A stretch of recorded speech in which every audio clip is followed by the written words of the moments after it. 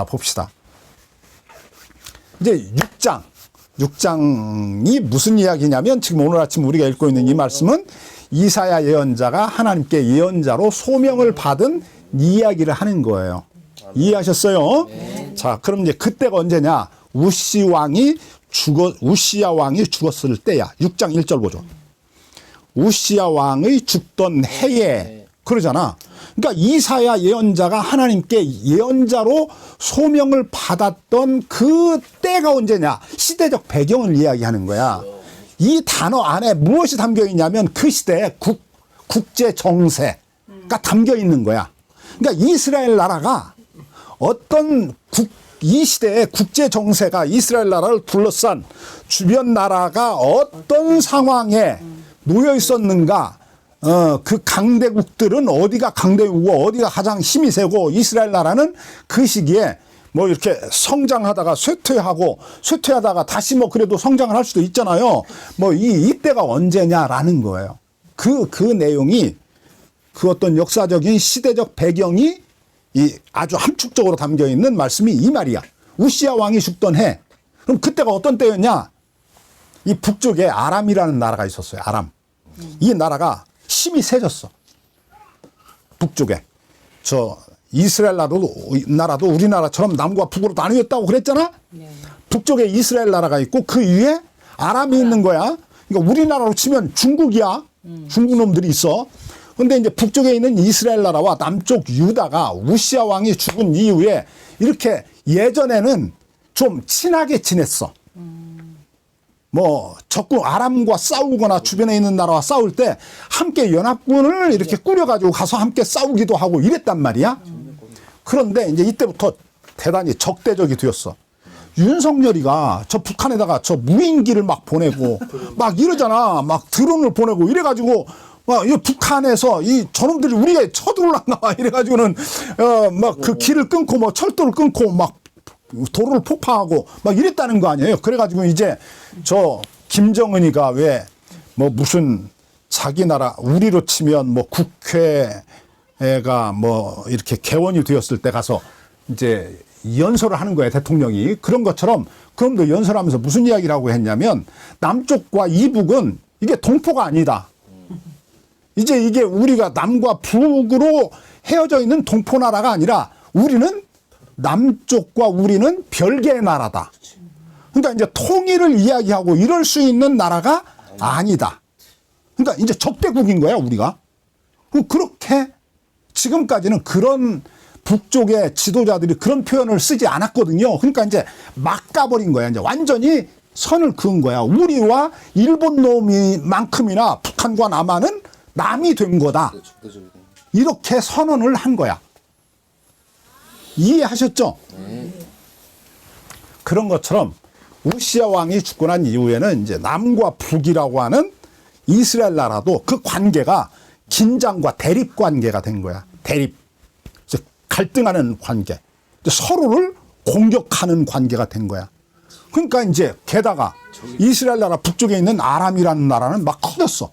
뭐 힘이 막 한참 넘쳐. 그러잖아요. 젊은 애들은 막 무거운 것도 막 들잖아. 막, 괜히 가서 그걸 막 들잖아. 힘이 넘치니까. 노인은 무거운 거 자꾸 안 들었잖아. 들을 생각을 아예 안 하잖아. 저도 이게 운동하는 저 역기가 있는데 우리 집에 그걸 자꾸 이렇게 이제 빼요. 이렇게. 예전에는 막 더 많이 끼웠는데 요즘은 자꾸 빼. 나도 모르게 하나씩 둘씩 빼게 돼. 그래서 가벼운 역기를 들고 운동을 하는 거야. 그거 만약에 억지로 힘을 내서 무거운 거 들었다가는 그날 저녁에 잠자면서 아이고 이러는 거야. 그러니까 아람이라는 나라는 힘이 세졌어. 남북한은 막 긴장 관계, 막 대립적 관계가 됐어. 막 서로를 잡아먹으려고 응얼거리는 거야. 으르렁거리는 거야. 으르렁거려. 그러니까 남쪽 이스라엘 나라 백성들의 입장에서 보면 이게 불안해지는 거야. 자기 나라의 미래가 걱정이 되는 거야. 그렇잖아. 이게 지금 북쪽 이스라엘만도 우리가 감당할 수 있을까 없을까 이러는데 그 북쪽의 아람이라는 나라가 자꾸 이스라엘 나라를 점령을 해가지고 이제 뭐라고 해야 돼? 저 화친 정책을 펼쳤어. 북쪽 이스라엘 나라가 아람이라는 나라에게 우리는 당신의 저 뭐라 그래? 저 종으로 살겠습니다. 그런 거야. 그러니까 이게 북쪽 이스라엘과 저 아람이라는 나라가 한 나라가 된 거나 마찬가지야. 아람이 힘이 세지니까 북쪽 이스라엘 나라 왕이 미리 가서 엎드린 거야. 우리는 당신의 종입니다. 딸랑딸랑딸랑 우리는 종입니다. 딸랑딸랑 이런 거지. 이해하셨죠? 예. 그리고는 이제 어디로 내려오려고 그러겠어요? 아람이. 이제 남쪽 유다를 내려오려고 그러는 거지. 어디로 가려고? 이집트로 가려고. 이게 늘 그러거든. 저 유프라테스 그 티그리스 강 그 강변에 늘 강대국이 세워지면 이스라엘 나라가 사이에 있거든. 이집트와 사이에 있어요. 그러니까 이제 여기 힘이 센 놈이 나오면 꼭 이집트를 공격하려고 그래. 또 이집트 이쪽 땅에서 또 강대국이 세워지면 꼭 또 유프라테스 티그리스 강 저 바벨론 지역 그 땅으로 또 올라가려고 꼭 그래. 그러니까 일본 놈이 힘이 세지면 우리나라를 통해서 중국 먹으려고 하고 중국 놈이 힘이 세지면 우리나라를 저 도로로 삼아서 자기들이 공격하는 루트로 삼아서 일본 놈을 공격하려고 그러잖아요. 저 몽고 시대 때 그랬잖아. 몽고 시대 때 그 여몽 연합군이 일본을 치려고 배를 타고 가는데 그때마다 태풍이 와가지고 저 현해탄에서 다 이게 죽었어. 그래가지고 일본이 저게 몽고 시대 때 멸망을 당했을 수 있었는데 그래서 살아남은 거예요. 하여튼 뭐 이거 하여튼 뭐 그런 거야. 그래서 이게 남쪽 유다가 이게 지금 무슨 일이 벌어졌냐면 막 이 저 뭐야 뜨거운 솥 안에서 볶아지는 콩 신세가 된 거야. 언제 우리나라가 멸망할지 모르는 거야. 왜? 저 북쪽의 아람 나라에게 북쪽 이스라엘이 납작 가서 엎드려가지고 형제 국가가 되었다고 하지만 뭐 그렇지 이게 좋은 말로 형제 국가가 된 거고 사실은 가서 항복을 한 거야. 항복을 해서 북쪽 이스라엘 나라는 아람 나라가 된 거나 마찬가지야.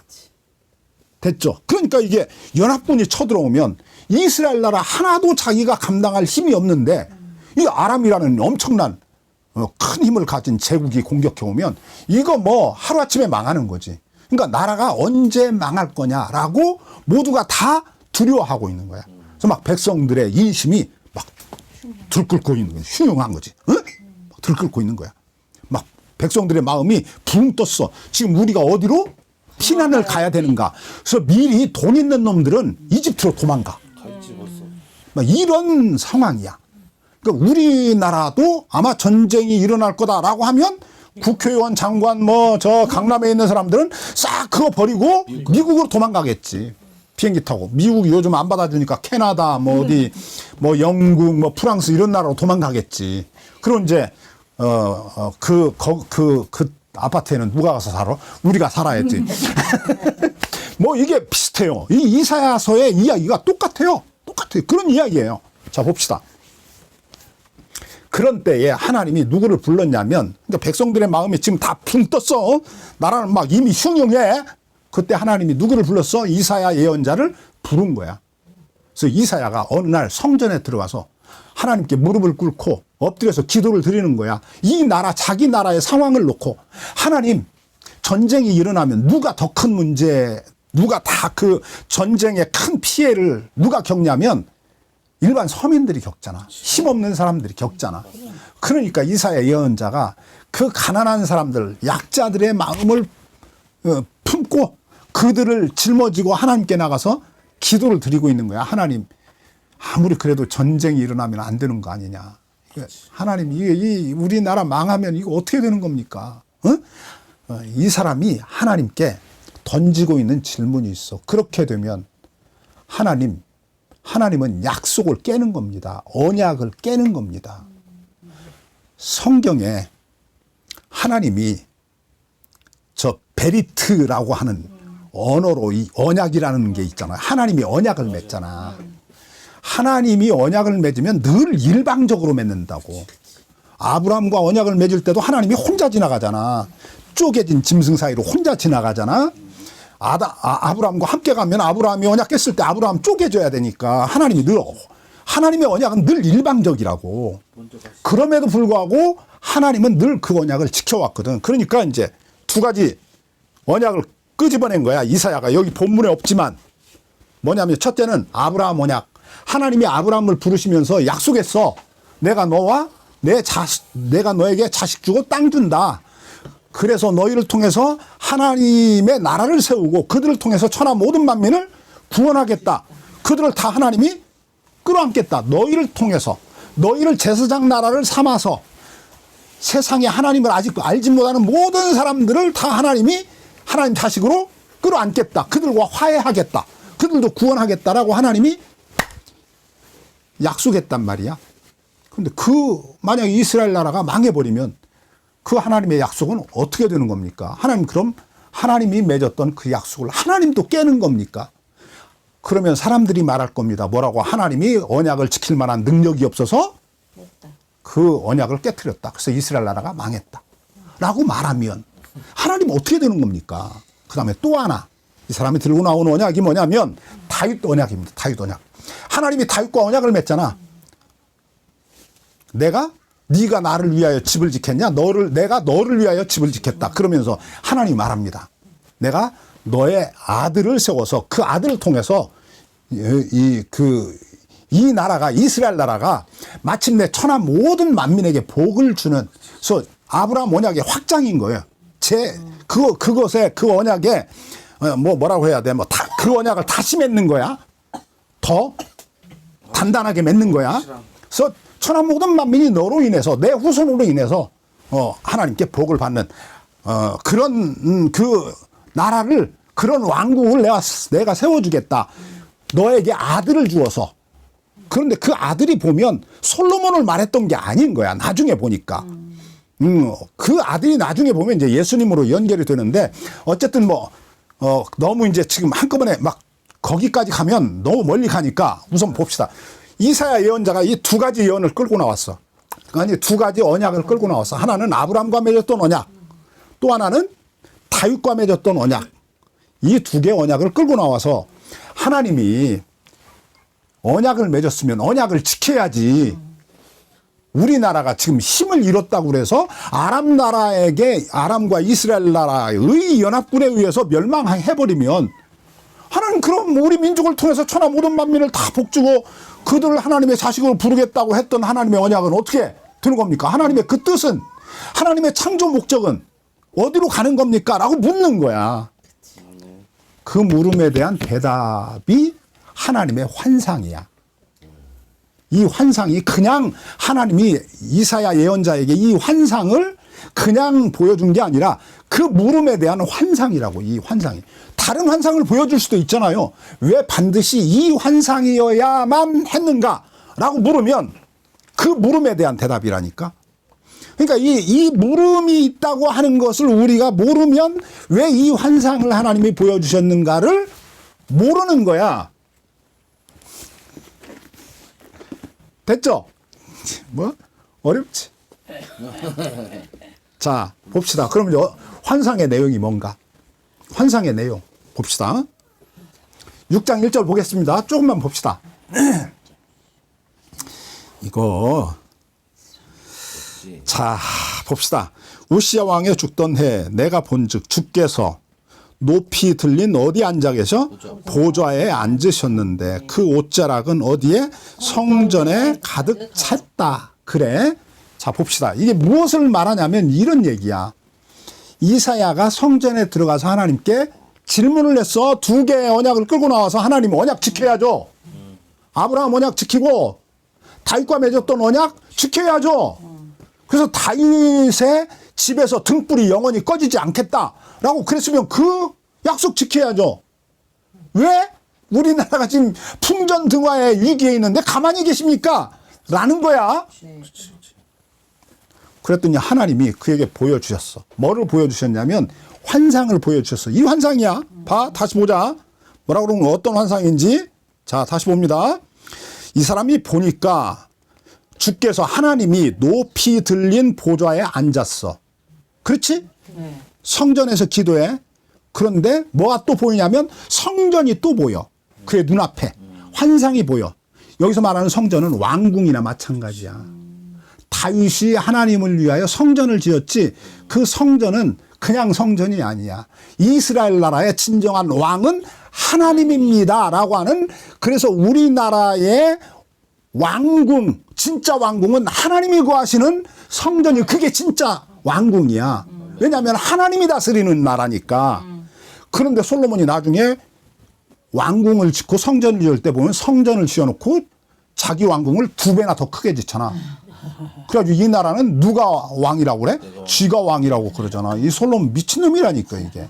젊었을 때는 하나님을 잘 섬겼습니다. 늙어서 타락했습니다. 이거는 순 거짓말. 그러니까 게으른 목사들이 했던 말이지. 성경을 꼼꼼히 안 읽었던 사람들이.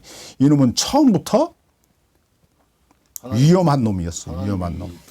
하나님이 그에게 지혜를 주셨더니 이 지혜를 가지고 아주 겸허하게 하나님을 위하는 척하면서 늘 자기를 위해 겸허해. 사람이 머리가 좋으면 이게 꼭 그 값을 해요. 자, 봅시다. 자, 이 사람이 봐. 성전에 들어갔어. 기도해 하나님께 물어. 2가지 질문이야. 하나님이 우리 조상 아브라함을 부르시면서 우리를 통해서 천하 모든 만민을 하나님의 백성으로 이렇게 받아들이겠다. 그래서 제사장 나라로 내가 너희를 축복하겠다라고 그랬는데 이 우리나라 망해버리면 제사장 역할은 어떻게 합니까? 이 질문이야. 저 다윗에게 하나님이 맺었던 언약이야. 내가 너와 내 가족을 통해서 천하 모든 만민을 내가 구원하겠다. 하나님 우리나라 망해버리면, 다윗 왕가가 망해버리면, 그러면 그 언약 어떻게, 그 하나님의 그 창조 목적을 완성하고자 하는 그 하나님의 뜻, 하나님의 마스터 플랜은 어떻게 되는 겁니까? 라고 질문을 했더니 하나님이 말하는 거예요. 나라가 망하든지 말든지 이 세상의 진정한 왕은 누구다? 나라는 거예요. 그 얘기하는 거야. 이게 높이 들린 보좌가 이 세상이 무슨 일이 일어나든지, 나라가 망하든 뭐 무슨 아람이 와서 너희를 멸망시키든, 그 다음에 바벨론이 일어나든 뭐 그 다음에 페르시아가 오고 뭐 그 다음에 저 누굽니까 그리스의 저 전쟁 영웅 그놈이 알렉산더, 뭐 헬라 제국이 오든 뭐 그 다음에 로마가 뭐 너희를 침범을 하든, 세상에 무슨 일이 일어나도 진정한 왕은 누구다? 나라는 거예요. 높이 들린 보좌 위에 앉으신 왕, 그게 누구냐? 나다. 진정한 왕은 나다. 이 세상에 무슨 일이 일어나든 그거 상관하지 마라. 그리고 내가 너희와 맺었던 언약은 반드시 지킨다. 그래서 뭐를 약속한 거냐면 우리가 지난주에 공부했던 처녀가 애 낳는 이야기를 그래서 한 거예요. 그 아이 이야기가 다음 주에 우리가 좀 살펴볼 건데, 어쨌든 지금 핵심은 뭐였냐면 이 6장의 핵심은 이거야. 이사야 예언자가 하나님께 던진 2가지 그 하나님이 맺었던 언약, 이 언약을 들고 나와서 하나님 이 언약 이거 깨지면 어떻게 되는 거냐. 그렇죠. 하나님이 이 언약 지켜야죠. 하나님은 하나님이니까 지킬 수 있잖아요. 근데 하나님이 이 언약 이거 포기하는 거예요. 그럼 하나님이 아닌 게 되는 거잖아요. 하나님도 뭐 우리하고 똑같네, 거짓말도 하네, 상황이 여의치 않으면 하나님도 약속 못 지키네, 뭐 이렇게 사람들이 비웃으면 어떡할 거예요? 그랬더니 하나님이 한 말이에요. 뭐라고? 세상이 무슨 일이 벌어지든 이 세상의 모든 일은 누가 다 통제하냐, 누가 다스리냐? 내가 한다는 거예요. 내가. 이해하셨죠? 자, 그 다음에 그 말씀과 이제 조금 덧붙여진 이야기를 조금 더 합시다. 이제 핵심은 이거야. 6장의 핵심은 이겁니다. 자, 그 다음에 우리 좀 더 봅시다. 이제 좀 빠르게 설명할게요. 스랍들은 모셔섰는데 하나님이 높이 들린 보좌에 있고, 그럼 이제 하나님이 왕좌에 계시면 왕이 있어. 우리가 옛날 저 조선시대나 뭐 구려시대 때 이게 그 사극을 보면 왕이 있으면 왕 옆에 누가 있어? 신하들이 있잖아. 그 신하들이 있는데 높이 들린 보좌에 앉은 하나님 옆에는 누가 있냐면 천사들이 있는 거야. 그게 신하야.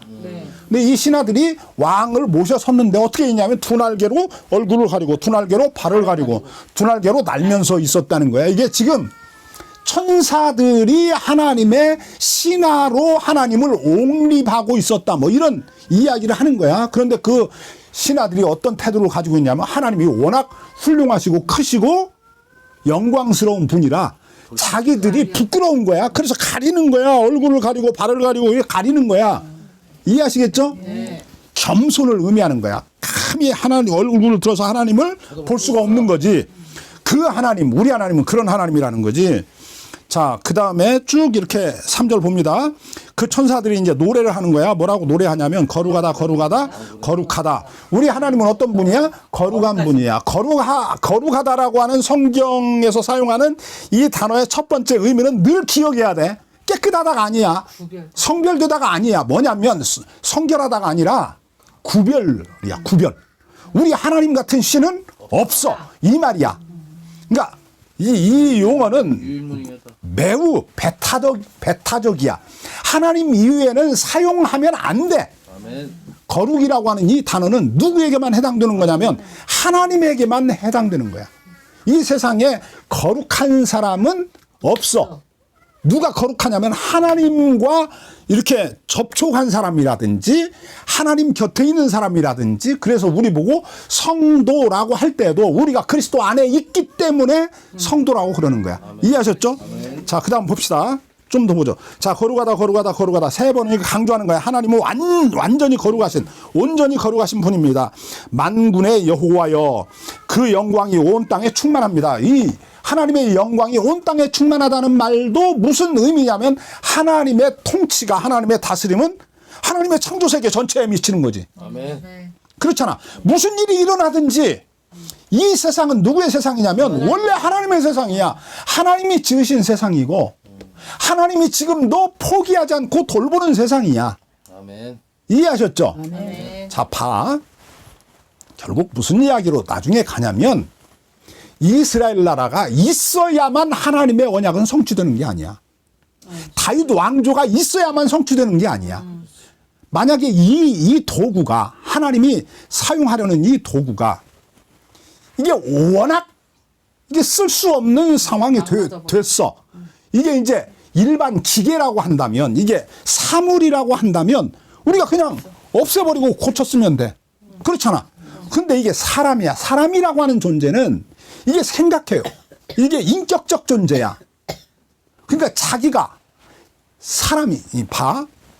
이 물그릇은 이거 깨지면 못 써요. 그렇죠? 근데 사람은 깨진다? 사람이 깨져?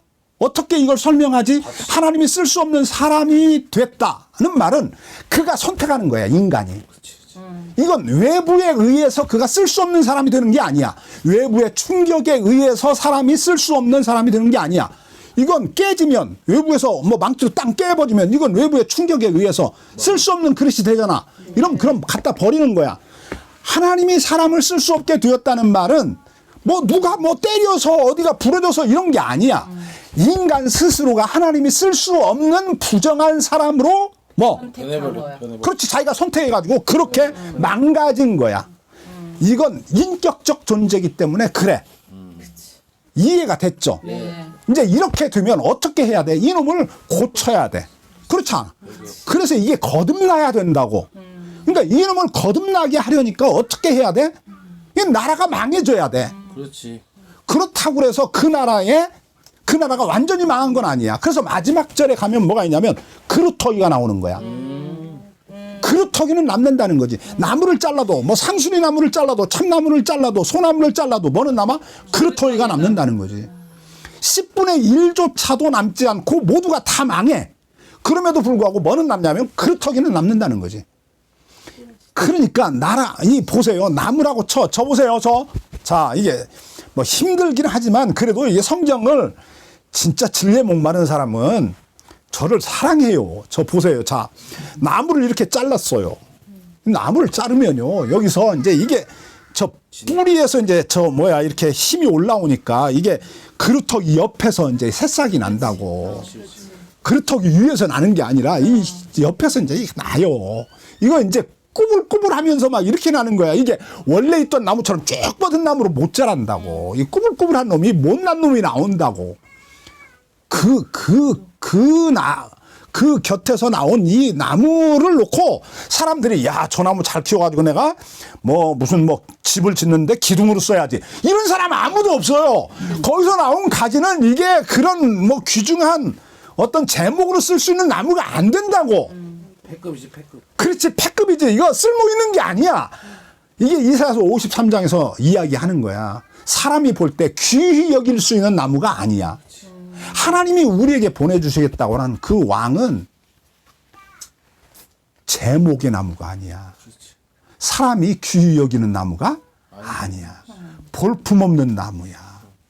그래서 사람이 우리 가운데 아무도 그를 귀히 여기지 않았다. 그러는 거야.